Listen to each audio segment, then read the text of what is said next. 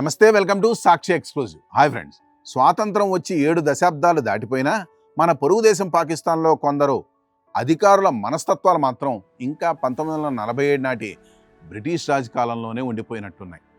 దేశ స్వాతంత్ర దినోత్సవం రోజున ప్రజలంతా స్వేచ్ఛా సంబరాల్లో పాకిస్తాన్లో మునిగి తేలుతుంటే, ఇస్లామాబాద్ నగరంలో మాత్రం కొందరు ప్రభుత్వ అధికారులు తామేదో పాతకాలపు ఈస్ట్ ఇండియా కంపెనీ వైస్రాయలం అనుకుని ప్రదర్శించిన దర్పం ఇప్పుడు ప్రపంచవ్యాప్తంగా నవ్వులు పాల్చే. ఆ వివరాలంటే ఈ వీడియోలో చూద్దాం. వీడియో అయితే ఎక్కడ స్కిప్ అవ్వకుండా చూడండి. ఇస్లామాబాద్లోని ఓల్డ్ పెరేడ్ గ్రౌండ్లో క్యాపిటల్ డెవలప్మెంట్ అథారిటీ నగర అధికార యంత్రాంగం కలిసి దేశ స్వాతంత్ర దినోత్సవం నాడు నగర కవాతును ఎంతో ఘనంగా నిర్వహించాయి. అంతవరకు బాగానే ఉంది.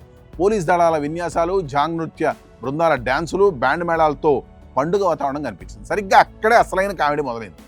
ఆ వేడుకకు ముఖ్య అతిథులుగా వచ్చిన CDA chairman, Islamabad police IGP గారులు వేదికపైకి ఎలా వచ్చారో తెలిస్తే ఎవరైనా ముక్కును వేలేసుకోవస్తుంది.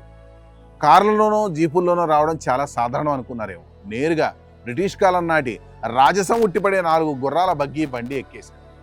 రాజసం ఒలకబోస్తూ, చేతులు ఊపుతూ, గంభీరమైన ముఖాలు పెట్టి పెరేడ్ మైదానంలోకి అడుగుపెట్టారు. ఆ విజువల్ చూసిన ప్రతి ఒక్కరికి ఇది పాకిస్తాన్ స్వాతంత్ర దినోత్సవా లేక బ్రిటిష్ వైస్రాయ్ రాకను స్వాగతించే ఉత్సవమా అనే అనుమానం అయితే రాకమానం. ఆ దర్పాన్ని చూస్తే సాక్షాత్తు లార్డ్ మౌంట్ బాటన్ లేదా లార్డ్ కర్టన్ దిగివచ్చారా అనిపించేలా ఉంది. ఈ దృశ్యాలు ఇంటర్నెట్లోకి రావడమే ఆలస్యం. సోషల్ మీడియా వేదికగా నెటిజన్ల ఆ అధికారుల గాలి తీసేయడం మొదలుపెట్టారు.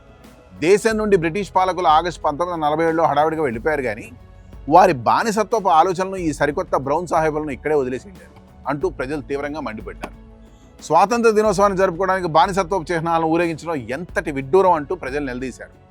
ఇక వ్యంగ్యాస్త్రాలు సంధించే నెటిజన్లకైతే ఇది ఒక పెద్ద పండగలా మారింది. దేశంలో పెట్రోల్ ధరలు చుక్కలు తాగుతున్న వేళ, ఖజానా ఖాళీగా ఉన్నప్పుడు పెట్రోల్ ఆదా చేయడానికి ఇలా గుర్ర బగ్గీలను వాడడం నిజంగా గొప్ప పర్యావరణ హిత ఆలోచన అంటూ కొందరు సెటైర్లు వేశారు. ప్రభుత్వ విభాగాలు దేశానికి నిజమైన స్వాతంత్రం తేవడం పక్కన పెట్టి తామేదో నయా నవాబులమనే భ్రమలో బతుకుతున్నాయని దుయ్యబట్టారు.